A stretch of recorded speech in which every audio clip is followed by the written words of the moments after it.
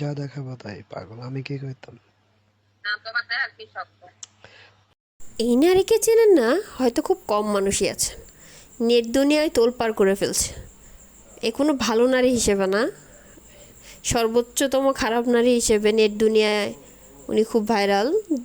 2 দিন পর পর ওনার লিঙ্ক ভাইরাল হচ্ছে। তো আসলে আবার কি বলবো, কয়েকদিন আগে আসলে সে আবার উপস্থাপনা এসে সে যা বলল মনে হচ্ছিল যেন সে পুরাই নির্দোষ, তার মতো আসলে কেউ ভালো নেই, যে সে শুধুমাত্র আসলে মানুষের কাছে মানুষকে ভালোবেসে সে ঠকে গেছে। তো সেরকমই কথাগুলো বলতেছিল, মানে হচ্ছে যে তার মূল ভিডিও ভাইরাল হয়েছিল যে কক্সবাজার গিয়ে বান্ধবীর বয়ফ্রেন্ডকে নিয়ে রুম ডেটিং করেছিল। তো ওই লিঙ্কটা আবার ভাইরাল করেছিল যে কক্সবাজার গিয়েছিল আইফোন কেনার জন্য।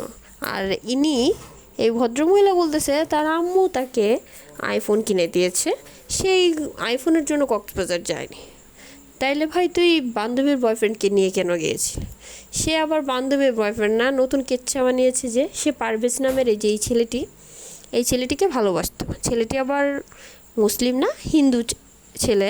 কিন্তু সে বলেছে যে তার মানে এই পারভেজের মা তাকে নাকি এনশিওর করেছিল যে তার ছেলের সাথে নাকি রিদিকে বিয়ে দেবে। তো এই জন্য সে খুব মানে ঘনিষ্ঠভাবে মেলামেশা বা খুব ভালো একটা রিলেশন চালিয়ে যাচ্ছিল, গভীর রিলেশন যেটাকে বলে। তো এক পর্যায়ে নাকি ছেলেটা তার ডিমান্ড দেখায়, মানে হচ্ছে যে ভিডিওগুলো এসে তাকে প্রাইভেট ভিডিও শেয়ার করতে বলে।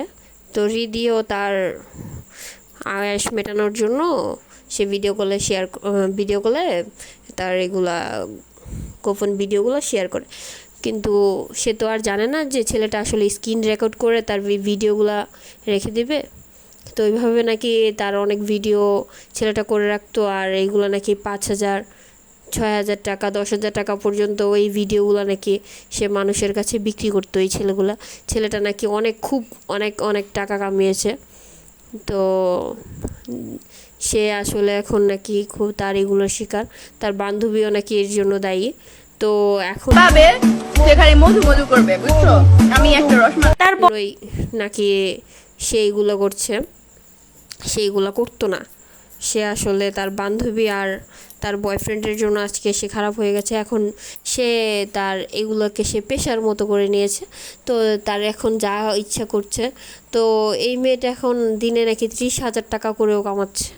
কি বলবো রে ভাই, এই মেয়েও এই বয়সে ভাই সে এত দূর চলে গেছে, আর তো দিন পড়ে যাচ্ছে, সে কি করবে ভেবেই কুলকিনারা পাওয়া যাচ্ছে না। তো নেটিজেনদের ধারণা যে সে ওই ছেলেটার তার লভ্যাংশ নিত।